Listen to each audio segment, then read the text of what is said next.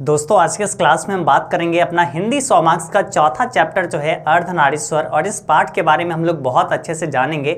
इसके लेखक परिचय के बारे में भी जानेंगे और साथ ही साथ इसका संपूर्ण हिंदी अर्थ को हम लोग एक एक लाइन बाय लाइन बुक से हम लोग पढ़ेंगे। तो बहुत अच्छे से आपका ये चैप्टर आज क्लियर हो जाने वाली है। सिर्फ आप ये सिंगल एक वीडियो आप देखेंगे, ये पूरा का पूरा चैप्टर आपका पूरा समाप्त हो जाएगा। अच्छे से आपका जितने भी क्वेश्चंस बनेंगे, जितने भी ऑब्जेक्टिव सब्जेक्टिव क्वेश्चंस, वो सारा कुछ आप खुद से बना सकते हैं जब आप इस पूरे चैप्टर को पढ़ेंगे। और यहाँ पे हर एक शब्द, हर एक लाइन का आपको अच्छे से डेप्थ में मतलब बताते हुए चलेंगे। यानी आपका ये पूरा चैप्टर जो है ना ऑलमोस्ट 1 घंटे के अंदर में, और ये पूरा का पूरा चैप्टर आपको समझ में आ जाने वाली है। तो बस शुरू करते हैं। आप लोग बस अपना मन बना के बैठ जाइए कि पूरा का पूरा अपना 1 घंटा यहाँ पे फोकस करके लगानी है, और ये पूरा चैप्टर आप 1 घंटे के अंदर में सीख जाओगे, है ना।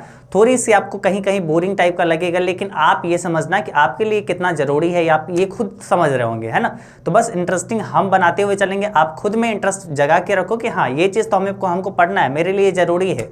ठीक है, तो स्टार्ट करते हैं। सबसे पहले हम लोग लेखक परिचय के बारे में जानेंगे, और यहाँ पे जो है ना क्या यहाँ पे है ये चीज़ हम आपको बताते हैं। ये जो आपका हिंदी 100 मार्क्स जो आपका दिगंत भाग 2 जो पुस्तक है, उसका यहाँ पे ये चौथा चैप्टर है अर्धनारीश्वर। और यहाँ पर जो है ना, जैसे यहाँ पे बुक में जो लाइन दिया हुआ ये बहुत छोटा छोटा लिखा हुआ था, इसीलिए हम अपने शब्दों में यहाँ पे क्या किए, वही सेम सारा शब्द जो है अपने तरीके से हम यहाँ पे लिख के लाए, ताकि आपको बड़ा बड़ा दिख सके, ताकि आप अच्छे से समझ सको, है ना।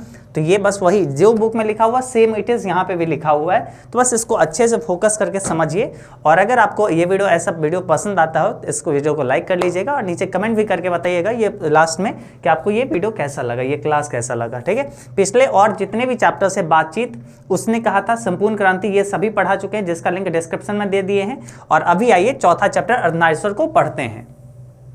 सबसे पहले बात करते हैं अर्धनारीश्वर। ठीक है, चैप्टर का यहाँ पे क्या मतलब हो रहा है ये समझिए। अर्धनारीश्वर चैप्टर का मतलब अपने पास है आधा नारी स्वर। ठीक है, अपने पास इसका मतलब जो है ना डेप्थ में अभी हम लोग जानेंगे। पहले यहाँ पे ये समझिए अपने पास क्या है, अर्धनारीश्वर। ठीक है, तो यहाँ पे क्या है अर्धनारीश्वर, इसके लेखक कौन हो जाएंगे, रामधारी सिंह दिनकर जी। कौन हो जाएंगे, कोई भी आपसे अगर राह चलता इंसान अगर पूछेगा कि वो आप बताओ कि अर्धनारीश्वर पाठ को कौन लिखे हैं, तो आपको याद रखना है कि अर्धनारीश्वर पाठ को रामधारी सिंह दिनकर जी लिखे हैं। ठीक है, रामधारी सिंह दिनकर जी को हम लोग राष्ट्र कवि के नाम से भी जानते हैं, राष्ट्र कवि के रूप में इन्हें जाना जाता है। तो आपको याद रखना है कि इन्हें राष्ट्र कवि भी कहा जाता है। ठीक है, इनका जन्म होता है, कब हुआ था, 23 सितंबर 1908 को, और इनका निधन हुआ था 24 अप्रैल 1974 को। ठीक है, यहाँ पे ये रामधारी सिंह दिनकर जी राष्ट्र कवि, और इनका जन्म कहाँ पे हुआ था पता है, बस पास में ही सिमरिया बेगूसराय में। ठीक है, बिहार में पड़ता है बेगूसराय, बेगूसराय में पड़ता है सिमरिया, तो बस वहीं पे इनका जन्म हुआ था।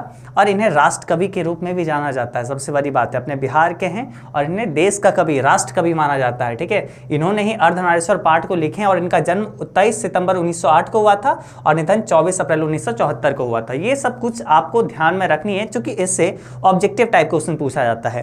अब कुछ और बातें और कुछ जानकारी है जो कि आपको इनके बारे में जानना होगा।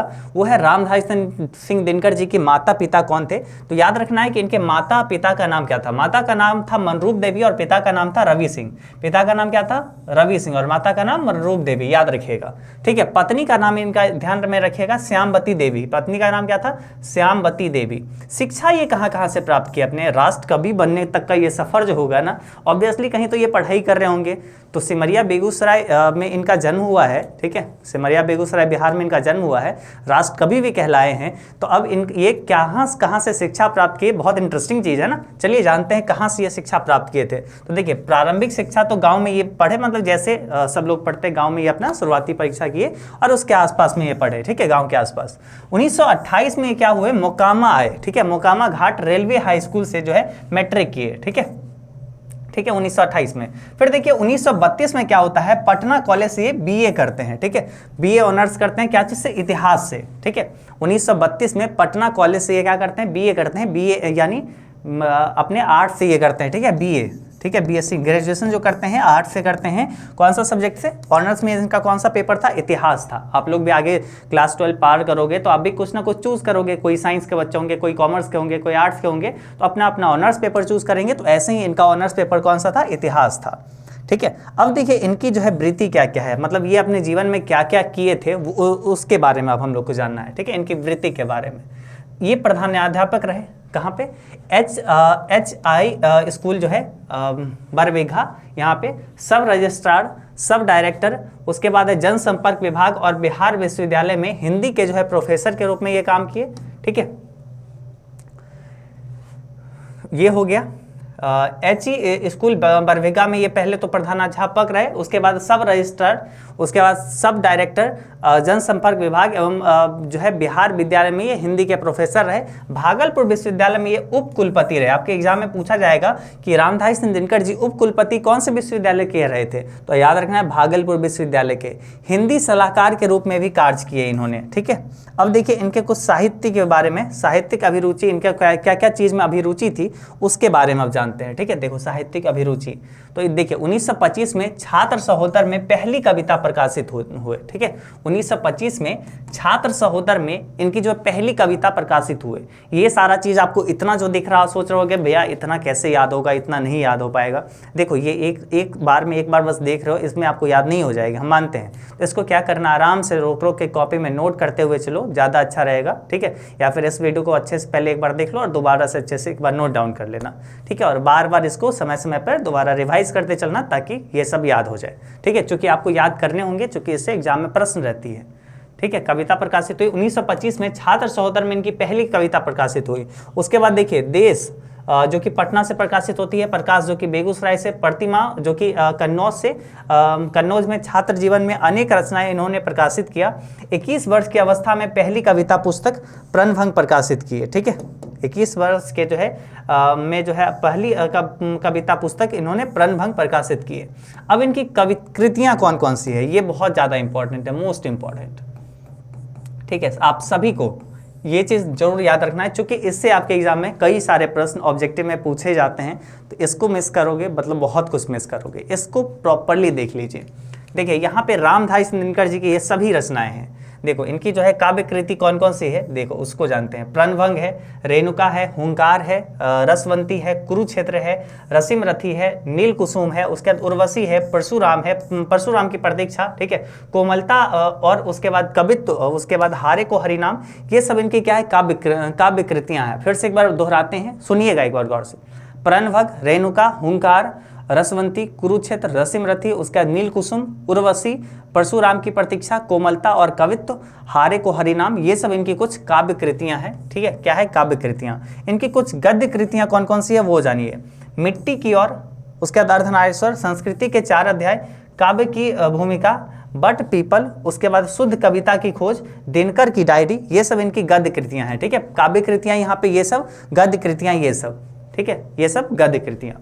आगे चलिए, आगे हम लोग बढ़ते हैं। इनके बारे में और कुछ अगर जानकारी है तो वो भी हम लोग जानते हैं। हम लोग एक भी चीज़ इन कवि के बारे में, रामधारी दिनकर जी के बारे में नहीं छोड़ेंगे। ठीक है, जहाँ से भी सवाल आ सकते हैं वो सब जानेंगे। अब देखो इनको जो है पुरस्कार कहाँ कहाँ मिले। ठीक है, किस किस चीज़ में इनको पुरस्कार मिला था, पुरस्कार और सम्मान, वो जानते हैं। देखो संस्कृति के 4 अध्याय पर इनको साहित्य अकादमी पुरस्कार मिला था। मोस्ट इंपॉर्टेंट है, सभी को याद रखिएगा। संस्कृति के 4 अध्याय पर इनको साहित्य अकादमी पुरस्कार मिला। और उर्वशी पर, यह भी आपको ध्यान में रखना है, उर्वशी पर भारतीय ज्ञानपीठ पुरस्कार मिला। ठीक है, आपको याद रखना है संस्कृति के 4 अध्याय पर इनको क्या मिला, साहित्य अकादमी पुरस्कार। याद रखना है 100 से संस्कृति, ठीक है, इसीलिए 100 से साहित्य। ठीक है, संस्कृति पर साहित्य अकादमी पुरस्कार। ठीक है, संस्कृति पर साहित्य अकादमी का पुरस्कार और उर्वशी पर भारतीय ज्ञानपीठ पुरस्कार। ठीक है, तो बस इस तरीके से याद रखिएगा।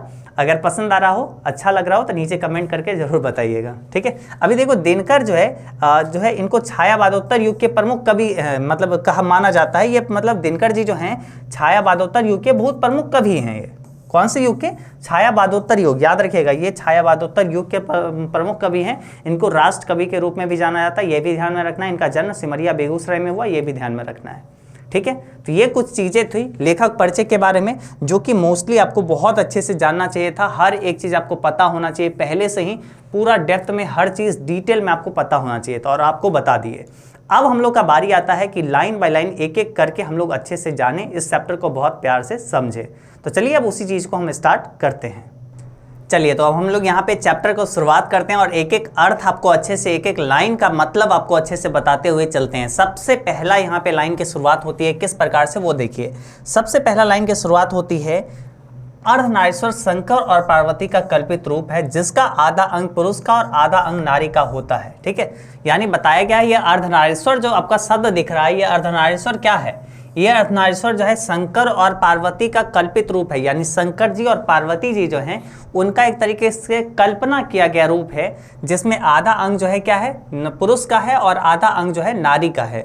एक ही मूर्ति की दो आंखें, एक जो है रसमयी और दूसरी जो है विकराल, एक जो है बहुत ही उसमें दया मया भरा हुआ है और दूसरा बहुत ही विकराल है, यानी वो शंकर जी की आंखें हैं। एक ही मूर्ति के दो भुजाएं हैं, एक ही मूर्ति के एक तरीके से दो भुजाएं हैं, एक जो है त्रिशूल उठाए यानी शंकर जी त्रिशूल उठाए हुए हैं और दूसरी तरफ जो है पहुंची पर दूसरी की पहुंची पर जो है चूड़ियाँ, और दूसरे में जो है वो जो है चूड़ियाँ पहने हुए हैं, यानी वो पार्वती जी के हैं। ठीक है, उंगलियां जो है अलकत्त से, और उंगलियां जो है अलकत्त से, ठीक है, मतलब अलकत्त सा मतलब होता है अलता। ठीक है, उंगलियां जो है अलकत्त से लाल है, यानी अलता से लाल है। ठीक है, ये बताया गया है। उसके बाद है एवं एक ही मूर्ति के दो पांव है। ठीक है, एक मूर्ति के दो पांव है, एक में जारीदार साड़ी की आवृत है, मतलब एक में जारीदार साड़ी अच्छे से पहने हुए हैं, यानी वो पार्वती जी का, और एक में जो है बागंबर से ढका हुआ, यानी बाघ का जो छाल होता है ना उसका वो कपड़ा बना हुआ, उससे वो ढका हुआ, यानी वो शंकर जी का। यानी आप समझ सकते हैं एक जो मूर्ति है वो उसमें आधा अंग जो है पार्वती जी का और आधा अंग जो है शंकर जी का, है ना। उसी रूप को, उस दृश्य को यहाँ पे बहुत अच्छे से लिखा गया है। उसके बाद देखिए यहाँ पे कुछ पंक्तियाँ लिखा हुआ है, इसको देखिए। एक हाथ में डमरू, एक में बीना परम उदार, एक नयन में गरल, एक में संजीवन की धार, जटाजूट में लहर पुण्य की, शीतलता सुखकारी, बल चंद्र दीपित त्रिपुंड पर, बलिहारी बलिहारी, है ना। इसका मतलब क्या है, इसका मतलब क्या है, देखो यहाँ पे इसका मतलब है कि स्पष्ट ही कि मतलब यहाँ पे स्पष्ट ही कि यह कल्पना शिव और शक्ति के बीच पूर्ण जो है समन्वय दिखाने के लिए जो है निकाली गई है, किंतु इसकी सारी व्याप्तियाँ जो है वहीं तक नहीं रुकी। अर्धनारीश्वर की कल्पना में कुछ इस बात का भी संकेत है कि नर नारी पूर्ण रूप से समान है। ठीक है, यहाँ पे ये बताया गया कि नर नारी जो है एक रूप से समान है। इसमें क्या बताया गया, ये थोड़ा पंक्ति जो है इसका मतलब समझते हैं। यहाँ तक तो हम लोग जान गए कि अर्धनारीश्वर शंकर और पार्वती का कल्पित रूप है, जिसमें आधा अंग पुरुष का और आधा अंग नारी का है। ठीक है, ये चीज समझे। अब यहाँ पे एक हाथ में डमरू रखे हैं, एक हाथ में बीना रखे हुए हैं। ठीक है, एक नयन में गरल और एक में संजीवन की धार, एक नयन में मतलब थोड़ा सा वो गुस्सेले टाइप का, और एक में जो है मतलब बहुत संजीवन की धार, मतलब एक तरीके से दया मया सब भरा हुआ है ना। जटाजूट की लहर पुण्य की, शीतलता सुकारी, बल चंद्र दिपित त्रिपुंड बलिहारी बलिहारी, है ना। मतलब यहाँ पे सर के ऊपर जो है एक तरफ क्या लिखा हुआ है, चंद्र लगा हुआ है, चंद्रमा। जैसे आप देखोगे शंकर जी का, तो उनके सर पे जो है जटा में क्या है, चांद लगा हुआ है, आधा चांद, तो वही यहाँ पे बताया गया है। स्पष्ट है, यहाँ पे नीचे लिखा गया है, स्पष्ट ही यह कल्पना शिव और शक्ति के बीच जो है पूर्ण समन्वय दिखाने को निकाली गई है कि शिव और जो है शक्ति जो है ये दोनों पूर्ण समन्वय, दोनों में सब कुछ बराबर है। जितना पुरुष में, जितना शिव में है उतना पार्वती में भी है ना। जितना शिव में है उतना शक्ति में भी है। यानी यहाँ पे बताया गया है कि जितना नर में जो गुण है उतना नारी में भी वही गुण है, उतना ही बल है ना। यहाँ पे बताया गया है, किंतु इसकी सारी व्याप्तियां वहीं तक नहीं रुकती।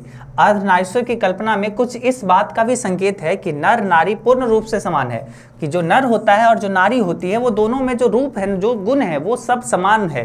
ठीक है, उनमें से एक के गुण दूसरे के दोष नहीं हो सकते। कि अगर जो नर का गुण है अगर वो नारी में आ जाए तो इसका मतलब ये नहीं कि उसमें कोई दोष आ गया, है ना। अर्थात नरों में नारियों के गुण आए तो इससे उसकी मर्यादा हीन नहीं होती, बल्कि उसकी जो है पूर्णता में वृद्धि होती है। यहाँ पे बताए हैं अगर नर में, अगर पुरुष में नारी का गुण यानी महिलाओं का गुण अगर आ जाता है, इससे ये नहीं है कि उसकी जो है मर्यादा हीन होगा, मर्यादा कम होगा, बल्कि उसकी पूर्णता में वृद्धि ही होगा। यहाँ पे रामधारी सिंह दिनकर जी ऐसे बोलते हैं।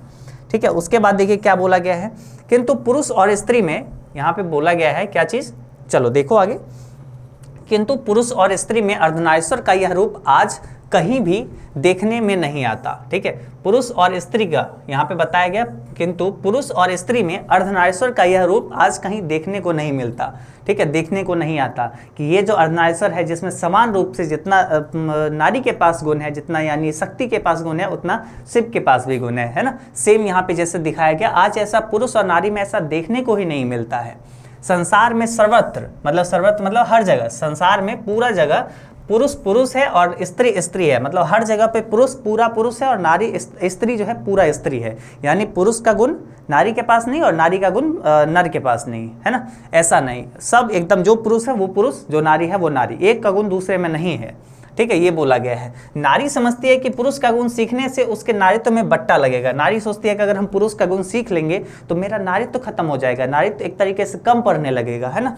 इसी प्रकार पुरुष भी स्त्रियोचित गुण को अपनाकर समाज में जो है स्त्रैण कहलाने से घबराता है कि अगर वो स्त्रियोचित यानी स्त्री के लिए जो उचित गुण है वो गुण को अगर वो सीखेगा तो समाज में उससे सब स्त्रैण कहने लगेगा, स्त्री कहने लगेगा, इसलिए उससे वो घबराता है। ठीक है, इसलिए नारी जो है नर का गुण नहीं सीखता है और नर जो है नारी का गुण नहीं सीखता है। ठीक है, स्त्री और पुरुष के गुणों के बीच एक प्रकार का विभाजन हो गया है। यहाँ पे ये बोलते हैं, ऐसा लगता है ना कि स्त्री और पुरुष के बीच का जो उसके गुण जो है ना उसका विभाजन हो गया कि ये कुछ गुण ऐसा है जो नारी का है और ये कुछ ऐसा गुण है जो पुरुष का है। सब विभाजन टाइप का हो गया है तथा विभाजन की रेखाओं को लांघने में नर और नारी दोनों को भय लगता है कि नहीं, ये जो विभाजन हुआ है ना, ये विभाजन की रेखाओं को हम लोग को लांघना नहीं है। दोनों को डर लगता है, नर को और नारी को भी। आगे यहाँ पे बताया गया है, किंतु ऐसा लगता है कि गुणों का बंटवारा करते समय पुरुषों ने नारियों से उसकी राय नहीं पूछी। ऐसा लगता है कि जब गुणों का बंटवारा हो रहा था ना, कि पुरुषों ने क्या किया, नारी से ये नहीं पूछा कि मतलब तुमको कौन सा गुण चाहिए। उस समय उसके जो है ना उसका राय ही नहीं पूछी, अपने मन से उसने जहाँ चाहा नारी को बिठा दिया, स्वयं तो वो वृक्ष बन बैठा। अब देखिए यहाँ पे ये पुरुष और नारी में क्या अंतर यहाँ पे बता रहे हैं। स्वयं तो वो वृक्ष बन बैठा और नारी को उसने लता बना दिया। मतलब स्वयं जो है नर क्या किया, वो वृक्ष के समान बन गया और नारी को एक लता के समान बना दिया कि जिस प्रकार से वो लता जो है उस वृक्ष की ओर देखते रहती है कि इसी पेड़ के सहारे ही वो लता फलती फूलती रहती है ना, तो बस वो ऐसा बना दिया कि स्वयं तो पुरुष वृक्ष बन गया और नारी को उसने लता बना दिया। स्वयं तो वह वृत्त बन गया और नारी को उसने कली मान लिया। मतलब स्वयं वो डाली बन गया, वृत्त का मतलब डाली। स्वयं जो है पुरुष अपने आप को डाली समझ लिया और नारी को उसने कली मान लिया कि डाली के भरोसे ही वो कली है। डाली अगर टूटेगा तो वो कली को अपने आप मुरझाना ही है, उसको खत्म होना ही है। तब से धूप पुरुष का और चांदनी नारी रही है। ठीक है, धूप पुरुष और नारी जो है चांदनी रही है। ग्रीष्म नर और वर्षा जो है मादा रही है। विचार पति और भावना पत्नी रही है। समझ रहे हो, विचार जो है पति और भावना, जो भी कोमलता वाली चीज़ है सब स्त्री को दे दिया गया।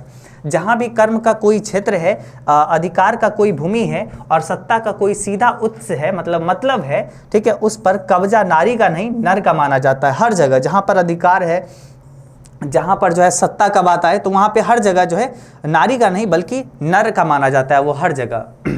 नर है विधाता का मुख्य तंतुवाय। ठीक है, नर है विधाता का मुख्य तंतुवाय, जो वस्त्र बुनकर, तंतुवाय मतलब एक तरीके से बुनकर होता है, जो वस्त्र वगैरह बुनता है, जो वस्त्र बुनकर तैयार करता है। नारी का काम उसमें वस्त्र में छींटे डालना है। ठीक है, ऐसा माना गया कि नर जो है पूरा मतलब एक तरीके से वस्त्र वगैरह बुनने का काम है, नारी का काम तो बस उसमें छींटा मारना, उसमें रंग वगैरह इधर मात्र वही करना है। नर है कुदाल चलाने वाला बलशाली किसान, जो मिट्टी तार कर अन्न उपजाता है। ठीक है, नर जो है एकदम जो मिट्टी उतार कर एक तरीके से मिट्टी को उखेड़ कर वो जो है एक तरीके से अन्न उपजाता है। और नारी का काम दोनों को ओछोरना पोछोरना है। मतलब एक तरीके से क्या है, नारी का काम एक तरीके से वही अन्न वगैरह को एक तरीके से ठीक ठाक से रखना है, संभालना है। ठीक है, नर है नदियों का बेगमय प्रवाह, नारी उसमें लहर बनकर उठती गिरती रहती है। ठीक है, मतलब नर जो है स्वयं वो नदी बन गया जिसमें वो लगातार चलते रहता है और नारी बन गई उसमें मात्र एक लहर, है ना। सिंहासन तो वस्तुतः राजा के लिए होता है, रानी उसके बामांग में शोभा मात्र है। मतलब बामा अंग में बैठी हुई वो शोभा मात्र में ही काम आती है। मतलब सिंहासन तो मात्र राजाओं का है, ऐसा बना दिया गया, और रानी तो मात्र उसके बामा अंग में बैठी हुई बस उसके राजा के शोभा के लिए होती है। सत्य है राजा का ग्रीवा और विशाल बछो देश, रानी उस पर मंदार हार बनकर झूलने के लिए। ठीक है, सही है राजा का हर एक वाणी, हर एक ग्रीवा। ठीक है, और विशाल बछो देश मतलब उसका जो है बड़ा सा छाती जो है उस पर मंदार हार बन के वो झूलने के लिए स्त्रियों को बना दिया, ऐसा बना दिया गया। राजा काया और रानी छाया का प्रतीक है। ठीक है, राजा काया और रानी छाया का प्रतीक है। मतलब अगर राजा जो है क्या है, अगर पूरा जो है वो क्या है, काया है, अगर वो शरीर है पूरा, तो रानी मात्र उसकी एक क्या है, एक जो है मात्र उसकी छाया है। ठीक है, उसका मात्र एक परछाई है। सत्य का साकार रूप तो राजा ही है, रानी है कल्पना की रंगीन जाली और सपनों की मीठी मुस्कान, जो जीवन में उतरी तो वाह वाह और नहीं उतरी तो वाह वाह। कहावत चल पड़ी है। ठीक है, अभी तो ये रामधारी सिंह दिनकर जी बोलते हैं कि कहावत चल पड़ी है। इन सब बातों पे कहावत चल रही है। पुरुष एनेच्छे दिवसेरे ज्वाला तप्त रौद्रदाह, कामनी एनेच्छे यामिनी शांति समरीन वरिवाह। आगे यहाँ पे है, दिवस की ज्वाला और तप्त धूप ये पुरुष की लाई हुई चीज है, कामनी तो अपने साथ यामिनी की शांति लाती है। ठीक है, दिवस की ज्वाला, ठीक है। पुरुष एनेचे दिवसेर ज्वाला तप्त रौद्रदा, मतलब पुरुष का लाया हुआ क्या है, ज्वाला तप्त धूप है, ठीक है। रौद्रदा यानी धूप है, पुरुष की लाई हुई चीज है। और कामनी तो यामिनी के कामनी तो अपने साथ यामिनी की शांति लाती है। कामनी एनेचे यामिनी शांति समीरन वरिवा, मतलब जो स्त्री है वो एक तरीके से शांति लाती है ना। आगे देखते हैं क्या यहाँ पे बताते हैं रामधारी सिंह दिनकर जी। मानवी आज मौजूद होते तो ऐसी कल्पना से सबसे अधिक आश्चर्य उन्हें ही होता, ठीक है। मानवी अगर आज होते तो मतलब उनकी कल्पना, ऐसी कल्पना से आज उन्हें ही आश्चर्य होता कि, और वे कदाचित कहते भी, मानवी का मतलब कौन सा, आज जो है मतलब जो आदि मानव वगैरह जो थे, ठीक है, आदि मानव वगैरह वो अगर होते आज तो उन्हें अगर सबसे ज़्यादा असर उन्हीं को होता। क्यों होता, और वे कदाचित कहते कि आप आपस में धूप और चांदनी का बंटवारा हमने नहीं किया। आदि मानव कहते हम लोग तो आज तक धूप और चांदनी का बंटवारा नहीं किए, कि धूप पुरुष का और चांदनी महिलाओं का, ऐसा तो आज तक हम लोग नहीं किए, ठीक है, बंटवारा हमने नहीं किया। हम तो साथ साथ जन्मे थे और धूप और चांदनी में, वर्षा और आतप में, ठीक है, वर्षा और एक तरीके गर्मी में साथ ही घूमते भी थे, बल्कि आहार संचय को भी हम साथ ही निकलते थे। और अगर कोई जानवर हम पर टूट पड़ता था तो हम एक साथ उसका सामना भी करते थे। उन दिनों नर बलिष्ठ और नारी इतनी दुर्बल नहीं थी, ना आहार के लिए ही एक दूसरे पर जो है अवलंबित रहना पड़ता था, ठीक है। यहाँ पे ये बोला गया है, ये रामधारी सिंह दिनकर जी बोलते हैं, आज अगर आदि मानव भी अगर जिंदा होता ना तो आज सबसे ज़्यादा आश्चर्य उन्हें ही होता कि हमने तो कभी चांदनी और सूरज का बंटवारा नहीं किया। हम लोग तो आज तक सब दिन जहाँ पर भी निकले, वर्षा में गर्मी में सब दिन बराबर ही निकले, आहार के लिए भी निकले तो भोजन के लिए भी निकले, शिकार के लिए तो उसमें भी हम लोग साथ ही निकले। और एक तरीके से जब भी शिकार हम पे कोई टूटता तो हम लोग दोनों मिल के उससे लड़ते। साथ ही साथ ना भोजन के लिए नारी जो है नरों पे एक तरीके से क्या रही, डिपेंड रही, बल्कि सब लोग तो साथ में एक तरीके से दोनों बराबर थे। इसीलिए यहाँ पे बोला गया है कि सबसे ज़्यादा तो मतलब जो है आश्चर्य जो है उन्हें किसको लगता, मानवी को लगता, यानी आदि मानव को ही लगता। ये सब बात जानकर कि क्या हो रहा है, नर और नारी में एक तरीके से इतना अंतर आ गया है। हाँ, अब आगे देखिए बताया गया है, नारी की पराधीनता तब आरंभ हुई जब मानव जाति ने कृषि का आविष्कार किया, जिसके चलते नारी घर में और पुरुष बाहर रहने लगा। अब यहाँ पे नारी के पराधीनता की यहाँ पे कहानी रामधारी सिंह दिनकर जी बताते हैं कि नारी की पराधीनता तब आरंभ हुई जब मानव जाति ने कृषि का आविष्कार किया। क्या किया, कृषि का आविष्कार किया, जिसके चलते जो है नारी घर में और पुरुष बाहर रहने लगी। नारी क्या रहने लगी, घर में रहने लगी और पुरुष बाहर रहने लगी। यहाँ से जिंदगी दो टुकड़े में बट गई, घर का जीवन सीमित और बाहर का जीवन जो है निसमीम होता गया, यानी एक तरीके से बड़ा होता गया, ठीक है। यानी बताए हैं कि नारी की पराधीनता तब से आरंभ हुई जब से कृषि का आविष्कार हुआ। इस समय क्या हुआ कि कृषि के लिए नर बाहर रहने लगा और जो है नारी घर में रहने लगी, ठीक है। तो यहाँ से क्या हो गया कि जिंदगी दो टुकड़े में बट गई है, सीधा सीधा। जो एक तरीके से घर का जिंदगी था वो सीमित होता गया और बाहर का जिंदगी एक तरीके से निसमीम होता गया, बहुत बड़ा होता गया, है ना। और इससे क्या हुआ कि छोटी जिंदगी जो है बड़ी जिंदगी के अधिकाधिक अधीन होते चली गई, मतलब छोटे जिंदगी बड़ा जिंदगी पर एक तरीके से अधीन होते चली गई, उसी जिंदगी के अधीन होते चली गई, यानी स्त्री जो है नर जो है अधीन होते चली गई। नारी की पराधीनता का यह संक्षिप्त इतिहास है। यहाँ से ये जो है ये नारी की पराधीनता की संक्षिप्त इतिहास है। अगर आपसे एग्जाम में पूछा भी जाएगा कि नारी का पराधीनता कब से आरंभ हुई तो आपको यहाँ से यहाँ तक लिखोगे, आपको पूरा मार्क्स मिल जाएगा, ठीक है। अभी चलो आगे हम लोग देखते हैं, यहाँ पे क्या है, नर और मादा पशुओं में भी थे, ठीक है। यहाँ पे बताते हैं कि सिर्फ हम मानव में ही नहीं बल्कि नर और मादा तो पशुओं में भी थे और पक्षियों में भी, किंतु पशुओं और पक्षियों ने अपनी मादाओं पर आर्थिक जो है परवर्ता नहीं ला दी, ठीक है। आर्थिक जो ये जो भेदभाव है ये नहीं डाली, है ना, आर्थिक जो है परवर्ता ये सब नहीं डाली। कौन, परवस्था यानी दूसरे को बस में होना ये नहीं किया, ठीक है, ये जो पक्षी वगैरह है। लेकिन मनुष्य की मादा पर यह जो है पराधीनता आप से आप लद गई, अपने आप ये लदती चली गई। और इस पराधीनता से नर और नारी में वह सहज दृष्टि भी छीन ली जिससे नर पक्षी और मादा को या मादा अपने नर को देखती है। कृषि का जो है विकास सभ्यता का पहला सोपान था, मतलब एक तरीके से यहाँ पे बोला गया है कृषि का विकास जो है सभ्यता का पहला सोपान है। सोपान का मतलब सीढ़ी, ठीक है। यहाँ पे बताया गया है कि कृषि का विकास जो है ना सभ्यता का सबसे पहला सीढ़ी था, किंतु इस पहली ही सीढ़ी पर, ठीक है, पहली ही सीढ़ी पर सभ्यता ने मनुष्य की जो है भारी कीमत वसूल ली, ठीक है। पहले यहाँ पे क्या बताया गया है कि कृषि जब से शुरुआत हुआ, ठीक है, ये जो अपने पास कृषि है, ठीक है, आज जो देख रहे हो ये कृषि, तो ये कृषि का एक तरीके से क्या था, ये सभ्यता का, अपने जो सभ्यता है, ठीक है, सभ्यता का ये पहला, सभ्यता का पहला सोपान है। ठीक है, सोपान का मतलब अपने पास क्या होता है, सोपान का मतलब होता है सीढ़ी। ठीक है, सोपान का मतलब होता है सीढ़ी, यानी है कृषि, यानी कृषि जो है सभ्यता का पहला एक तरीके से सीढ़ी था जिस पे हम लोग चढ़े, और ये पहली ही जो है सभ्यता का पहला ही सोपान ने हमसे मानव से एक बहुत ही बड़ा बदला ले लिया, और वो क्या किया कि जिंदगी को दो टुकड़ों में बांट दिया, पुरुष और नारी के गुण को अलग कर दिया, है ना, बहुत बड़ा कीमत वसूल लिया।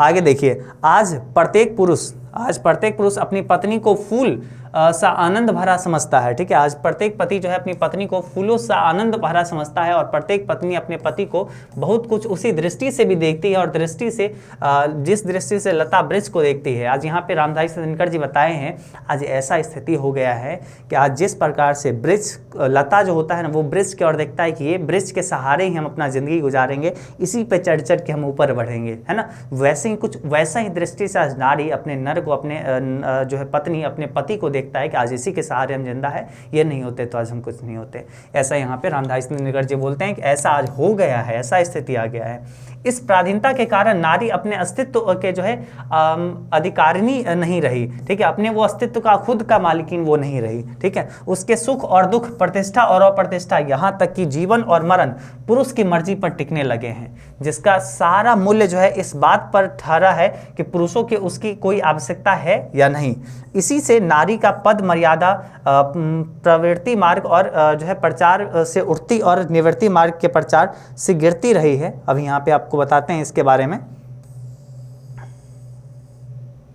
ठीक है, प्रवृत्ति मार्ग क्या होता है? प्रवृत्ति मार्ग एक तरीके से होता है जिन्हें एक तरीके से, जो नारी को एक तरीके से क्या करते हैं, नारी को एक तरीके से भोग का वस्तु मानता है। ठीक है, नारी का एक तरीके से उसके साथ रहता है, उसके साथ जीवन बिताता है। निवृत्ति मार्ग वो होता है जिसको, जो नारी को एक तरीके से कुछ नहीं, नारी को एक वस्तु मानता है कि नहीं, वो हमारे काम की चीज़ नहीं है, उससे वो अलग रहता है ना, ऐसा चीज़ जो अपने धर्म कर्म में लगा हुआ रहता है। ठीक है, ये तो देखिए अब यहाँ पे बताया जाता है कि जो प्रवृत्ति मार्गी हुए उन्होंने नारी को गले से लगाया, क्योंकि उसके जीवन में वो आनंद चाहते थे। प्रवृत्ति मार्ग के जो भी थे वो क्या किया, नारी को गले लगाया, और क्योंकि वो आनंद चाहते थे, और नारी जो है आनंद की खान थी। ठीक है, किंतु जो निवृत्ति मार्ग निकले उन्होंने जीवन के साथ नारी को भी अलग ढकेल दिया। जो निवृत्ति मार्ग थे वो क्या किए, अपने जीवन के साथ जो है नारी को अलग ढकेल दिया, क्योंकि नारी उसके कोई काम का नहीं। ठीक है, प्राचीन विश्व में जब जो है व्यक्तिक जो है मुक्ति की खोज मनुष्य जीवन की सबसे बड़ी साधना मानी जाने लगी, तब झुंड के झुंड जो है विवाहित लोग संन्यास लेने लगे, और उसकी अभागिन पत्नी के सिर पर जीवित वैधव्य का जो है पहाड़ टूटने लगा। ठीक है, पहले क्या था ना, कि पहले एक तरीके से ये था कि मुक्ति की खोज। ठीक है, पहले एक बीच में ये आया था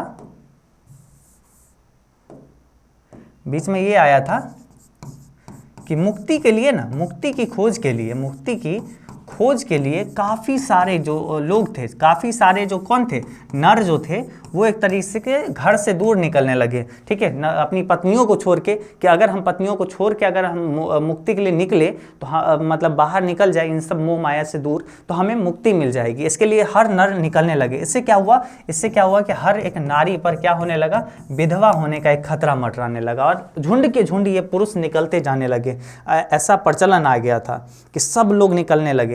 जरा उस आंसुओं की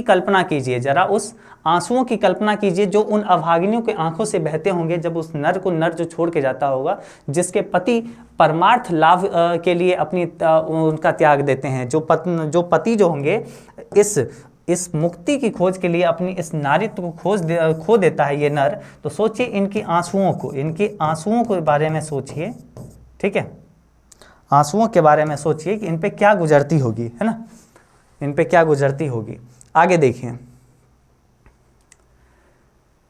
जरा उस बेबसी को ध्यान में लाइए जो इस अनुभूति से उठती होगी, और आखिर जो संन्यास लेता है वह निठुर है और कायर है, और कठोर नहीं बल्कि पुण्यात्मा है, साहसी और शायद सबसे बड़ा वीर है। और हाय रे नारी जो इन परिस्थितियों से हार कर स्वेच्छा अपने आप को ही सचमुच पुण्य की जो है बाधा और पाप की खान मानकर पछाड़ खाकर रह जाती थी। और यहाँ पर क्या ऐसा ही नहीं था कि सिर्फ ये ही नहीं बात था, बात ये भी था कि इस तरीके से पेश किया जाता था कि नारी जो है एक तरीके से नर को एक मुक्ति की खोज में जाने से रोक रही है। जो भी नारी रोकती थी कि नहीं जाइए, हम विधवा हो जाएंगे, हम कैसे रह पाएंगे, अगर जो रोकती थी तो उसको नर इसी तरीके से समझाता था जैसे तुम पुण्य का एक तरीके से बाधा हो, तुम हमें पुण्य करने से रोक रहे हो। और नारी भी ऐसा कि वो भी सोचती थी कि हम पुण्य के लिए इतना पापी बन जाएंगे, हम पुण्य कोई कमाना चाह रहा और हम उसके एक बाधा, हम ऐसा पापी तो नहीं हैं। तो ऐसा अभागिन ऐसा ये अपने आप को पापी मानने लगी थी हर नारी। ठीक है, ये यहाँ पे रामधारी सिंह दिनकर जी बताते हैं ऐसा स्थिति आ गया। तो आप समझ रहे होंगे क्या कैसे चल रहा था बीच में। तो उसी के बारे में बहुत अच्छे से यहाँ पे रामधारी सिंह दिनकर जी बहुत ही प्यार से इसको लिखे हैं और आप लोग को मज़ा भी आ रहा होगा, सच में ये पढ़ के अच्छा भी लग रहा होगा। अब आगे चलिए, आगे देखते हैं यहाँ पे क्या है। आगे यहाँ पे क्या है देखिए, बुद्ध और महावीर ने कृपा करके नारियों को भी भिक्षुणी होने का अधिकार दिया था, किंतु यह अधिकार भी नारी के साथ सुरक्षित न रह सका। जैनों ने बीच जब दिगंबर जो है संप्रदाय निकला, तब धर्मचारी नारियां भी भिक्षुणी होने वाली बात से जो है घबरा उठे और धर्म पुस्तक से उन्होंने एक नए नियम का विधान किया कि नारियों के जो है भिक्षुणी होने का व्यर्थ है, क्योंकि मोक्ष नारी के जीवन में नहीं मिल सकता। नारी घर में ही रहकर दान पुण्य करे और उसका जीवन उस दिन की प्रतीक्षा करे जब उसका जन्म जो है पुरुष योनि में हो। जब वो पुरुष होकर जन्मेगी संन्यास में वो तभी ले सकेगी और तभी उन्हें मुक्ति मिलेगी। ठीक है, तो यहाँ पे ये क्या होता था और भी समझिए। इसके अलावा और क्या होता था कि जैसे यहाँ पे मुक्ति की खोज के लिए, ठीक है समझिएगा इसको, ठीक है, मुक्ति की खोज के लिए, ठीक है, ये नर जाता था। इसी प्रकार से नारी भी सोचे कि हम भी जाएंगे, ठीक है, नारी भी जाएंगे। लेकिन नारी को क्या हुआ कि एक तरीके से मना कर दिया गया, नारी को मना कर दिया गया कि नारी जो है ठीक है, नारी जो है संन्यास नहीं ले सकती, संन्यास नहीं ले सकती। ठीक है, नारी संन्यास नहीं ले सकती, वो घर में रहे, अपना कर्म वगैरह करे, दान धर्म करे, वही चीज़ है उसके लिए। और उस दिन की प्रतीक्षा करे जब उसका जन्म नर में हो, तभी वो एक तरीके से क्या कर सकती है, तभी वो कर सकती है क्या चीज़, ये भिक्षुणी हो सकती है, या फिर बोलो तो वो संन्यास ले सकती है, और तभी उसका जो है एक तरीके से उसको मुक्ति मिल सकती है ना, ऐसा बताया गया था। और बुद्ध ने भी यहाँ पे ये बताते हैं, और बुद्ध ने भी एक दिन आयुष्मान आनंद से इस पश्चात के साथ, बहुत ही पश्चात के साथ कहा कि आनंद, मैंने जो धर्म चलाया था वो 5 सहस्र वर्ष चलने वाला था, किंतु अब वो केवल 500 वर्ष ही चलेगा। ठीक है, 500 वर्ष ही चलेगा। 5000 साल जो चलने वाला था ना, वो अब सिर्फ 500 वर्ष ही चलेगा, क्योंकि नारियों को मैंने भिक्षुणी होने का अधिकार दे दिया। अब मैंने क्या किया कि नारियों को भिक्षुणी होने का अधिकार दे दिया, नारियों को एक तरीके से संन्यास लेने, वो उससे भी भिक्षा मांगने का वो अधिकार मैंने दे दिया। अब इसलिए धर्म जो है ये बहुत कम दिन चलेगा, है ना। धर्म साधक महात्मा और नारी साधु नारियों से भय खाते हैं। यहाँ पे क्या है, धर्म साधक महात्मा और साधु नारियों से भय खाते थे। विचित्र बात तो यह थी कि इनमें से कई महात्माओं ने ब्याह भी किया और फिर नारियों की निंदा भी की। कबीर साहब का एक दोहा मिलता है, यहाँ पे ये बताते हैं कि देखिए, विचित्र बात तो ये है कि बहुत सारे ऐसे जो है महात्मा निकले जो कि नारियों से ब्याह भी किए और साथ ही साथ उसके बाद में उसे छोड़कर एक तरीके से नारियों का निंदा भी किए। ठीक है, ऐसे ही कबीर साहब थे, ठीक है, कबीर दास। ठीक है, तो ऐसे ही कबीर साहब का जो है एक दोहा मिलता है। इसमें ये कबीर साहब लिखते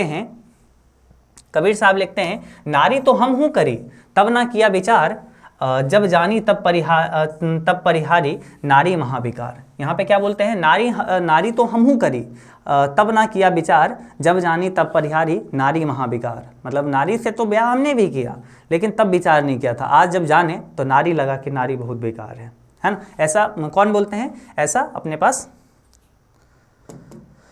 बोलते हैं कबीर साहब। ठीक है, ऐसा कबीर साहब बोलते हैं। अब देखिए, नारियों की अवहेलना जो है हमारे अपने काल तक भी पहुंची है। ठीक है, बर्नार्ड शॉ ने नारियों को जो है अहेरिन और नर को जो अहेर माना है, ठीक है, शिकार करने वाली, अहेरिन को क्या कहते हैं, शिकार करने वाली, और अहेर को मतलब शिकार, अहेर का मतलब शिकार, यानी बर्नार्ड साहब बोले हैं कि नारी शिकारी है और नर शिकार बनता है ना, नारी शिकार करती है नर का, ठीक है। तात्पर्य यह है कि अहेर और अहेरिन के पास से बच कर निकलना चाहिए, कि मतलब अहेर जो है शिकार को जो है शिकारी के पास से बच के गुजरना चाहिए। बहुत नीचे के स्तर पर कुछ ऐसी ही प्रतिक्रिया उन कवियों की भी है जो नारियों को नागिन और जादूगरनी समझते हैं, लेकिन ये सब झूठी बातें हैं, ठीक है। यहाँ पे ये बताया गया है कि नारी जो है एक तरीके से क्या है, नागिन है, जादूगरनी है, ऐसा समझा गया है, लेकिन ये सारी की सारी बातें जो है झूठी है। इसका इजाद पुरुष इसलिए करता है कि उसने उसे जो है अपनी दुर्बलता अथवा कल्पित श्रेष्ठता के जो है दुलराने में सहायता मिलती है। एक तरीके से ऐसा पुरुष इसलिए करता है कि ऐसा शब्दों का प्रयोग कि वो जो झूठी मतलब बातें जो करता है कि नारी जो है नागिन है, जादूगरनी है, ऐसा इसलिए वो करता है ताकि वो जो है नारियों पर एक तरीके से धौंस जमा सके, एक तरीके से उसकी दुर्बलता और उसकी जो कल्पित श्रेष्ठता को जो है दुलाराने में सहायता मिलती है। एक तरीके से कल्पना किया गया जो मतलब उसका क्षमता है ना, उसको एक तरीके से आगे बढ़ाया जाता है कि नहीं तुम लोग तो एकदम बहुत कमज़ोर हो, हम लोग बहुत बलशाली हैं, ऐसा दिखाया जाता है। असल में विकार नारी में भी है और नर में भी है। असल बात तो ये है कि विकार दोनों में है, जो भी दोष है जो भी है नारी में भी है नर में भी है, तथा नाग और जादूगर की गुण भी नारी में कम पुरुष में अधिक होते हैं। आखिर तो मुख्यतः पुरुष का ही स्वभाव है। यहाँ पे रामधारी सिंह दिनकर जी बोलते हैं मुख्य रूप से शिकार तो मुख्य रूप से पुरुष ही करते हैं नारियों का हर हमेशा। इस सबसे भिन्न देखिए रविंद्रनाथ और प्रसाद और प्रेमचंद्र, ठीक है, रविंद्रनाथ ठाकुर और उसके बाद जयशंकर प्रसाद और प्रेमचंद्र जी, ठीक है, जैसे कवियों और रोमांटिक चिंतकों ने नारी का जो रूप प्रकट हुआ है वह भी उसका जो है अर्धनारीश्वर रूप नहीं है। प्रेमचंद्र ने कहा कि पुरुष जब नारी का गुण लेता है तब वो देवता बन जाता है, किंतु नारी जब नर का गुण लेती है तब वो राक्षसी बन जाती है। यानी यहाँ पे क्या कहे, प्रेमचंद्र जी भी कहे कि पुरुष जब नारी का गुण लेता है तो वो देवता बन जाती है, किंतु नारी जब पुरुष का गुण लेता है तो वो राक्षसी बन जाती है, ऐसा यहाँ पे प्रेमचंद्र जी कहते हैं। इसी प्रकार प्रसाद जी की ईरा के विषय में यदि यह कहा जाए कि ईरा वह नारी है जिसमें पुरुषों के गुण सीखे, तो वह निष्कर्ष यही निकलेगा कि प्रसाद जी भी नारी के जो है पुरुषों के क्षेत्र में अलग रखना चाहते थे। और रविंद्रनाथ का तो मत और भी स्पष्ट है, वे कहते हैं, ठीक है, अब देखिए रविंद्रनाथ जी जो थे ये तो बंगाल के थे, आप लोग को पता होगा, ठीक है, और वो बंगाली भाषा में यहाँ पे कुछ कुछ बोलते हैं। हम बंगाल में रह चुके हैं इसलिए हम थोड़ा बहुत आपको इसका मतलब बता सकते हैं। नारी यदि नारी है सुद्धू सुद्धू धरनीर शोभा, सुद्धू वाली सुद्धू वालो वासा, सुद्धू समधूर छले, सतरूप भांगी माए पलके पलके, फुटाए जराए बांके वेंधे हैंसे केंधे, ठीक है। आगे है बोला गया है सेवाए सुहागे छेपे चेपे थाके सदा, तबे तार सार्थक जन्म की होवे कर्म कृति बेरे वल शिक्षा दीक्षा तार, ठीक है। यहाँ पे ये बंगाली भाषा में ये सारा चीज़ का प्रयोग किया गया, बोला गया है, ठीक है, बंगाली भाषा में है, लेकिन इसका मतलब जो है ना यही नीचे लिखा हुआ है, ठीक है, यही नीचे लिखा हुआ है जिसमें बहुत अच्छे से बताया गया है। तो आइए इस चीज़ों को भी हम लोग बहुत अच्छे से जानते हैं, ठीक है। यहाँ पे क्या लिखा हुआ है देखिए, यहाँ पे इसका मतलब है अर्थात नारी की सार्थकता उसी भांगिमा को मोहक और आकर्षण होने में है, जैसे केवल पृथ्वी की शोभा, केवल आलोक, केवल प्रेम और प्रतिमा बनने में है। यहाँ पे ये जो बताते हैं, ठीक है, ये जो बताते हैं अपने पास रविंद्रनाथ टैगोर, ये बताते हैं कि नारी को मात्र एक तरीके से भांगिमा के मोहक और आकर्षक वस्तु की तरह इस्तेमाल करते हैं। केवल पृथ्वी की शोभा मात्र है ये, आलोक केवल प्रेम की प्रतिमा मात्र है, ठीक है, वही बनने में है। कर्म कीर्ति बिरबल और शिक्षा दीक्षा लेकर वो क्या करेगी, ठीक है। अब देखिए यहाँ पे रामधारी सिंह दिनकर जी बोलते हैं कि मेरा अनुमान है, ठीक है, ये बोलते हैं कि मेरा अनुमान है कि ऐसी जो है प्रशस्तियों की ललनाएं अभी भी बुरा नहीं मानती, ठीक है। नारियों और अभी तक जो लोग ना इस ऐसी प्रशस्तियों के ऐसे रचनाओं को अभी तक लोग बुरा नहीं मानते हैं, लोग को अच्छा लगता है। सदियों की आदत और अभ्यास से उसका अंतर्मन भी यही कहता है कि नारी जीवन की सार्थकता पुरुष को रिझा कर रखने में है। ऐसा लगने लगा है कि नारियों का जीवन उसी में है जब वो पुरुष के जीवन को रिझा कर रखे, पुरुष को खुश करके रखे, वही में उसका जीवन है। यह सुनना उन्हें बहुत अच्छा लगता है कि नारी स्वप्न है और नारी स्वप्न है, नारी सुगंध है, नारी पुरुष की बाह में झूलती हुई जूही की माला है, नारी नर के वृक्ष स्थल पर मंदार का हार है, किंतु यदि वह पराग है जिसे अधिक से अधिक उड़ेल कर हम नवयुवक और नवयुग के पुरुष नारियों के भीतर उठने वाले स्वतंत्र के स्फूर्तिलिंग को मंद रखना चाहते हैं। यहाँ पे अभी जो है ना ऐसा अब सबको लगने लगा है, चूंकि सदियों का अभ्यास है, सदियों से हम लोग सुनते आए कि नारी जो है नर की अपेक्षा करे, नर से ही मतलब रखी है, एक तरीके से नर पे ही डिपेंडेंट रही है। आज तक हम जितने भी कहानियाँ सुने हैं उसमें पति कमाता है, पत्नी घर में बैठती है, पत्नी घर के काम काज करती रहती है, ऐसा ही हम लोग को सुनने को मिला है ना। ऐसा ही आज तक समाज में है, ऐसा इसलिए आज तक जितनी भी ऐसी रचनाएं हैं, जितना भी प्रशस्ति है, उस सब पे हम लोग को अजीब नहीं लगा है, लगता है नॉर्मल चीज़ ही है, क्योंकि ये सदियों का अभ्यास, हम लोग ऐसा सुनते आए हैं, ऐसा देखते आए हैं, इसलिए हम लोग को अजीब नहीं लगता है ना। इसलिए मतलब यही लगता है हम लोग को कि नारी का जीवन जो है ना पुरुषों को एक तरीके खुश करके रिझा करके रखने में ही उसका जीवन है। और बहुत अच्छा लगता है कि मतलब पुरुषों को ये बोलना कि नारी स्वप्न है, नारी सुगंध है, ठीक है, नारी जो है पुरुष की बाह में झूलती हुई जूही का माला है, ऐसा यहाँ पे बोला गया है, ठीक है। चलिए आगे बढ़ते हैं। और ऐसा कर करके, ऐसा बोल बोल के हम लोग क्या कर रहे हैं, आज के जो पुरुष है एक तरीके से नारियों के भीतर उठने वाले ज्वाला है उसको एक तरीके से क्या करते हैं, स्फुटलिंग को मंद करते हैं, उस ज्वाला को मंद करते हैं, स्वतंत्रता के लिए उठने वाले ज्वाला को हम लोग क्या करते हैं, बुझा देते हैं, मंद कर देते हैं। अब आगे की जो लाइन है, चलिए इसको भी हम लोग बहुत अच्छे से, इसको भी अच्छे से जानते हैं और अच्छे से आपको समझाएंगे। अब चलिए यहाँ पे आगे का जो पंक्ति है उसको भी हम लोग बहुत अच्छे से जानते हैं। और यहाँ पे क्या बोला जा रहा है, यहाँ पे बोला जा रहा है कि यातियों का अभिशप्त काल समाप्त हो गया, यानी तपस्वी, यातियों का मतलब एक तरीके से तपस्वियों का वो जो अभिशप्त का काल था, वो एक तरीके से तपस्वी लोगों का जो समय था वो एक तरीके से समाप्त हो गया। अब नारी जो है बेकारों की खान और पुरुष जो है पुरुष की बाधा नहीं मानी जाती, वह प्रेरणा का उद्गम, शक्ति का स्रोत और पुरुषों की कलांति का महोषधि हो उठी है। मतलब एक तरीके से पुरुषों का जो थकान है उसके लिए बहुत ही औषधि के रूप में, दवा के रूप में काम करने लगी है। फिर भी नारी अपनी सही जगह पर नहीं पहुंची। पुरुष नारी से अब यह कहने लगा है कि तुम्हें घर से बाहर निकलने की क्या जरूरत है, कमाने को मैं अकेला काफी हूं, तुम घर में बैठे और खर्च किया करो। किंतु इतना ही यथेष्ट नहीं है, इतना ही सही नहीं है, ठीक है। नारियों को सोचना चाहिए कि पुरुष ऐसा कहता क्यों है। स्पष्ट ही इसलिए कि नारी को वह अपनी क्रीड़ा की वस्तु मानता है, मतलब खेलने की वस्तु, मनोरंजन, क्रीड़ा एक तरीके से मनोरंजन की वस्तु मानता है, इसलिए ऐसा कहता है ना। देखो आराम के समय अपनी जो है मनोविनोद का साधन समझता है, ठीक है, अपनी जो मन बहलाने का वो साधन समझता है, इसलिए नहीं चाहता, पुरुष नहीं चाहता, ठीक है, इसलिए वह नहीं चाहता कि आनंद की इतनी अच्छी मूर्ति को थोड़ी सी धूल या थोड़ी सी धुएं की धब्बा लगे। नारी और नर एक ही द्रव्य की ढली दो प्रतिमाएं हैं, ठीक है, एक ही द्रव्य की, एक ही वस्तु के, एक ही चीज का वो प्रतिमा बना हुआ है दो, ठीक है, एक ही द्रव्य की दो ढली प्रतिमाएं हैं। आरंभ में दोनों बहुत कुछ समान थे, आज भी प्रत्येक नारी में कहीं ना कहीं कोई एक प्रच्छन्न नर और प्रत्येक नर में कहीं ना कहीं एक जो है एक छिन्न नारी छिपी हुई है, ठीक है। किंतु सदियों से नारी जो है अपने भीतर नर को और नर अपने भीतर की नारी को बेतरह दबाता आ रहा है, ठीक है। हर तरफ आज भी कहीं ना कहीं हर नारी में कुछ ना कुछ गुण नर का है और हर नर में कुछ ना कुछ गुण नारी का है, लेकिन हम लोग एक तरीके से हर नारी और हर नर एक दूसरे में जो गुण था ना दूसरे का, उसको बेतरह दबाते आ रहा है। परिणाम यह है कि आज जो है सारा जमाना ही मर्दाना मर्द और औरतानी औरत का जमाना है। पुरुष इतना कर्कश और कठोर हो उठा है कि युद्धों में अपना रक्त बहाते समय उसे यह ध्यान तक नहीं रहता कि रक्त के पीछे जिसका सिंदूर बहने वाला है उसका क्या हाल होगा। पुरुष इतना बलशाली हो गया, इतना कर्कश हो गया है, इतना कठोर हो गया है कि अब उसे युद्धों में अपना रक्त बहाते हुए थोड़ा सा भी सोच नहीं होता है कि इस रक्त जो बहाने के पीछे किसका सिंदूर उजरने वाला, ये भी ख्याल नहीं रखता, और ना ही सिंदूर वालियों को ही इसका फिक्र है। और नहीं तो उस जगहों पर तो उसकी राय तो खुले जहां सिंदूर पे आफत आने की आशंका है ना। यहाँ पे बोले हैं कि ना सिंदूर वालियों की कोई फिक्र है कि उसका पति कहाँ पे है, उसका सिंदूर उजरने वाला है, उस जगह पे भी तो उसका मुंह खुले, कम से कम उसको भी फिक्र नहीं है ना। कौरवों की सभा में यदि संधि वार्ता कृष्ण और दुर्योधन के बीच ना होकर कुंती और गांधारी के बीच हुई होती तो बहुत संभव था कि महाभारत नहीं मचता। यहाँ पे रामधारी दिनकर जी कहते हैं कि ये जो है कौरवों की सभा में यदि जो है ना संधि वार्ता कृष्ण और दुर्योधन के बीच ना होकर कुंती और गांधारी के बीच हुई होती तो बहुत संभव था कि महाभारत नहीं मचता।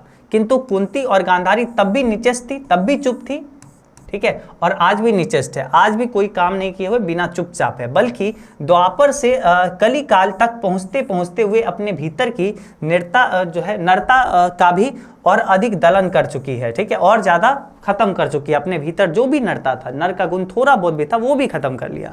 जहाँ कहीं फूलों का प्रदर्शन और रेशमी वस्त्रों की हाट लगती, नारियां अपने मन में वहीं जमा लेती है, ठीक है, मन से वहीं जमा लेती है। जिन कांडों से फूलों का बाग उजड़ते हैं और रेशमी वस्त्र की बाजार जलकर खाक हो जाते हैं, उनके संचालन और नियंत्रण का सारा जो है भार उन्होंने पुरुष पर डाल रखा है। जहाँ कहीं भी रेशम का फूल, ये सब फूलों का बाग मिले, वो समझो वहाँ पे स्त्री का मन है, और जहाँ पर भी आग लगे वैसे जगहों पे वो जो है पुरुषों का डाल रखा है, ठीक है, वो पुरुषों के लिए डाल रखा है। आधी दुनिया उछलने कूदने, आग लगाने और उसे बुझाने में लगी हुई है, और आधी दुनिया फूलों के सैर में है। नर नारी की प्रचलित संबंधों का जो है मनोवैज्ञानिक प्रभाव संसार के इतिहास पर पड़ रहा है, और जब तक यह संबंध नहीं सुधरते, शांति के मार्ग का सारी बाधाएं दूर नहीं होंगी। नारी कोमलता की आराधना करते करते इतनी कोमल हो गई कि अब उसे दुर्बल कहना चाहिए, और पुरुष से अपने आप को इतना विहीन बना लिया इतना कि कर्म के बड़े क्षेत्रों में पांव धरते हैं उसकी पत्तियां कुम्हलाने लगती है, और पुरुष की कोमलता की जो प्यास है उसे नारी भली भांति शांत कर देती है, ठीक है। पुरुष को जो चाहिए नारी हर हमेशा उसको पूरा कर देती है, ठीक है। पुरुष अपने भीतर कोमलता के विकास करे तो करे क्यों, ठीक है, जो भी उसमें कोमलता चाहिए वो तो नारी उसको पूरा कर देती है, तो वो पुरुष अपने भीतर कोमलता का विकास करे ही क्यों, ठीक है। आगे देखिए, इस स्थिति से बाहर निकलने का रास्ता वह नहीं है जिसे रोमांटिक कवियों और चिंतकों ने बताया, बल्कि वह है कि जिसकी और संकेत गांधी और मार्क्स जी करते हैं। गांधी और मार्क्स जी, महात्मा गांधी और मार्क्स करते हैं। निवृत्ति मार्गियों की तरह नारी को दूर भागने की बात तो निरी मूर्खता की बात है, ठीक है, और भोगीवादियों के समान नारी को निरे भोग की वस्तु मान बैठना और भी गलत। यहाँ पे ये बोलते हैं निवृत्ति मार्गियों की तरह नारी को छोड़ के भाग जाना वो तो एक तरीके से मूर्खता है, और भोगीवादियों के समान मतलब एक तरीके से प्रवृत्ति मार्गियों के समान, भोगीवादियों के समान नारी को एक तरीके से भोग की वस्तु मान बैठना वो तो बहुत और भी गलत बात है। नारी केवल नर को रिझाने वाला और उसे प्रेरणा देने वाला नहीं बनी है, जीवन यज्ञ में उसका भी अपना हिस्सा है, और वह हिस्सा घर तक ही सीमित नहीं, बाहर भी है। जिसे भी पुरुष अपना कर्म क्षेत्र माना है वह नारी का भी कर्म क्षेत्र है। नर और नारी दोनों की जीवनोद्देश्य एक है, ठीक है, जीवन का उद्देश्य जो है नर और नारी का दोनों का एक है। यह अन्याय यहाँ पे बताया गया, यह अन्याय है कि पुरुष तो अपने उद्देश्य की सिद्धियों के लिए मनमाने विस्तार के क्षेत्र अधिकृत कर ले और नारियों के लिए घर का छोटा सा कोना छोड़ दे। जीवन के प्रत्येक बड़ी घटना आज केवल पुरुष प्रवृत्ति से नियंत्रित और संचालित होती है, इसलिए उसमें कर्कशता अधिक, कोमलता कम दिखाई देती है। हर जितने भी कर्कश और जितने भी बहुत कठोर काम है हर कुछ पुरुष करते हैं, ठीक है। यदि इस नियंत्रण और संचालन में नारियों का भी हो तो मानवीय संबंधों में कोमलता की वृद्धि अवश्य होगी। यही नहीं, आगे और अभी देखिए क्या है, यही नहीं, प्रयुक्त प्रत्येक नर को एक हद तक नारी और प्रत्येक नारी को एक हद तक नर बनना भी आवश्यकता है। गांधी जी ने अपनी जीवन के अंतिम दिनों में नारीत्व की भी साधना की थी, ठीक है, नारीत्व के बारे में भी विचार किए थे, उसकी साधना की थी। उनकी पोती ने उन पर एक पुस्तक लिखी थी जिसका नाम था बापू मेरी माँ, ठीक है, लिखी है, उसका नाम था बापू मेरी माँ है, ठीक है। दया, माया, सहिष्णुता और भीरुता ये स्त्रियोचित गुण कहे जाते हैं। क्या चीज़? दया, माया, सहिष्णुता और भीरुता ये सब स्त्रियोचित गुण है, किंतु क्या इन्हें अंगीकार करने से पुरुष में जो है कोई दोष आने वाला है? क्या इसको अगर पुरुष अपना लेगा तो इससे कोई दोष आएगा उसमें? दया, माया और सहिष्णुता ही नहीं, भीरुता का भी एक अच्छा पक्ष है जो कि मनुष्य के अनावश्यक विनाश से बचाता है। इसी प्रकार जो है अध्यवसाय, ठीक है, अध्यवसाय का एक तरीके से मतलब क्या होता है? उत्साहपूर्ण, ठीक है, परिश्रम, ठीक है, साहस और शूरता का वर्ण करने में भी नारीत्व की जो है मर्यादा नहीं घटेगी, कि अगर वो भी एक तरीके से उत्साहपूर्ण और एक तरीके से साहस करेगी, शूरता दिखाएगी, इससे भी नारीत्व में कोई भी मर्यादा हीन नहीं होगी, ठीक है। यहाँ पे ये बताए हैं कि मतलब जो नारी का गुण है अगर वो पुरुष अपनाएगा इससे उसके भी कोई जो है ना पुरुषता में कमी नहीं आएगा, और नारी अगर नर का गुण अपनाएगा तो उससे भी नारीत्व में कोई मर्यादा नहीं हीन होगा, ठीक है, ऐसा भी नहीं होगा, ठीक है। तो यहाँ पे ये बोलते हैं लास्ट में कि नारीश्वर, अर्धनारीश्वर केवल इसी बात का प्रतीक नहीं कि नारी और नर जब तक अलग हैं तब तक दोनों अधूरे हैं, बल्कि इस बात का भी है कि पुरुष में नारीत्व की ज्योति जगे और यह कि प्रत्येक नर में पुरुष का स्पष्ट आभास हो। हर नर में जो है, हर नारी में नर आए और हर नारी में हर नर में नारी आए और हर नारी में नर आए, ऐसा यहाँ पे हर किसी में ज्योति जले, है ना। मही मांगती प्राण प्राण में सजी कुसुम की क्यारी, स्वप्न स्वप्न में गुंज सत की पुरुष पुरुष में नारी, है ना। यहाँ पे ये बताया गया है लास्ट में ये कि एक तरीके से हर एक नारी में एक तरीके से कुछ न कुछ नर का गुण होना चाहिए और हर एक नर में जो है कुछ न कुछ नारी का गुण होना चाहिए।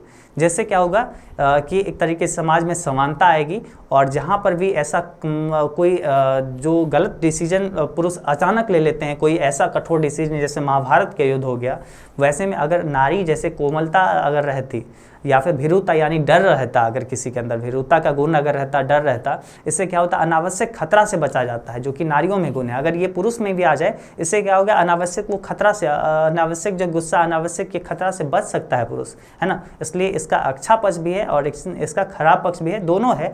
इसलिए हम लोग कह सकते हैं कि नारी और नर दोनों में एक तरीके से दोष है, दोनों में गुण है, दोनों के गुण एक दूसरे के लिए दोष नहीं हो सकते, दोनों में एक दूसरे का गुण अच्छा बात है, अच्छा चीज़ है ना। तो कुल मिला के इस चैप्टर में क्या बात किया गया वो अब आपको अच्छे से समझाते हैं अपने शब्दों में। तो हम लोग कुल मिला के ये कह सकते हैं अर्धनारीश्वर जो है शिव और पार्वती का एक तरीके से कल्पना किया गया रूप है, जिसका आधा अंग पुरुष का और आधा अंग नारी का है।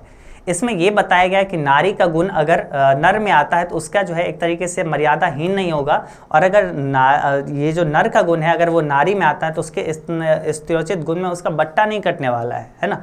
तो ये बताया गया कि अगर नारी का गुण नर में आता है तब भी और अच्छा बात है, और नर का गुण अगर नारी में आता है तो और अच्छा बात है ना। जैसे दया मया सहिष्णुता है, ये सब सारा गुण है, भीरुता गुण, ये सब नारियों का है। और अगर ये सब गुण अगर पुरुषों में भी आए तो और अच्छी बात है। बहुत सारे जो है मतलब एक तरीके से रचनाकार जो है अलग अलग तरीके से बताए कि नारी ये है, नारी वो है, उसके बारे में भला बुरा कहे, लेकिन रामधारी दिनकर जी कहते हैं नहीं, ऐसा तो बात नहीं है, ठीक है, ऐसा नहीं हो सकता है, ठीक है, मतलब ऐसा जो ये लोग बताए हैं ऐसा तो नहीं है, ठीक है। नारी जो है एक तरीके से उसमें भी वो गुण है जो कि नर में है, और नर में भी वही गुण है जो नारी में है ना। दोनों के गुण एक रूप से समान है। बस ये है कि ज़िंदगी दो टुकड़े में जब से बट गई ना, जब कृषि आरंभ हुई तब से ज़िंदगी दो टुकड़े में बट गई। पुरुष बाहर रहने लगा और बाहर का ज़िंदगी कर्कश कठोर होते गया, और नारी घर में रहने लगी, घर में रहने वाली कोमल बनने लगी, और एक तरीके से जो बड़ा ज़िंदगी था, जो बाहर का ज़िंदगी था, उस पर वो छोटा ज़िंदगी एक तरीके से क्या होने लगा, निर्भर होने लगा, है ना। ये सब बताया गया है, और इसी तरीके से यहाँ पे ये बताए लास्ट तक यही बताते आए कवि रामधारी दिनकर जी कि पुरुष में भी कुछ न कुछ नारियों का गुण होना चाहिए। जैसे भीरुता का गुण है जैसे नारियों में, जैसे वो उसके अंदर डर है, अगर थोड़ा बहुत भी डर अगर रहेगा ना पुरुषों के अंदर भी, तो बहुत बड़े बड़े खतरा से, अजात शत्रु या बोलो बहुत बड़ा खतरा से बचा जा सकता है। तो ये गुण एक दूसरे में, हर एक का गुण एक दूसरे में होना चाहिए, ये मेनली इस चैप्टर में बताया गया है। होप सो कि ये चैप्टर आपको बहुत अच्छे से समझ में आया होगा, पूरा हम आपको अच्छे से बता पाए होंगे, ठीक है। जैसा भी लगा होगा आप हमें नीचे कमेंट करके बताइएगा कैसा लगा, निश्चित रूप से बताइएगा, और इस वीडियो को लाइक कर लीजिएगा ताकि और भी ऐसे वीडियोस आपको मिले। सब्सक्राइब भी कर लेना है, ठीक है। और जो भी लोग पहला दूसरा तीसरा चैप्टर अगर आप लोग नहीं देखे हैं तो नीचे डिस्क्रिप्शन में लिंक दे दिए, जाके एक एक करके सारे चैप्टर्स को देख के कंप्लीट कर लीजिए ताकि आपका पूरा तैयारी 100% कंप्लीट रहे।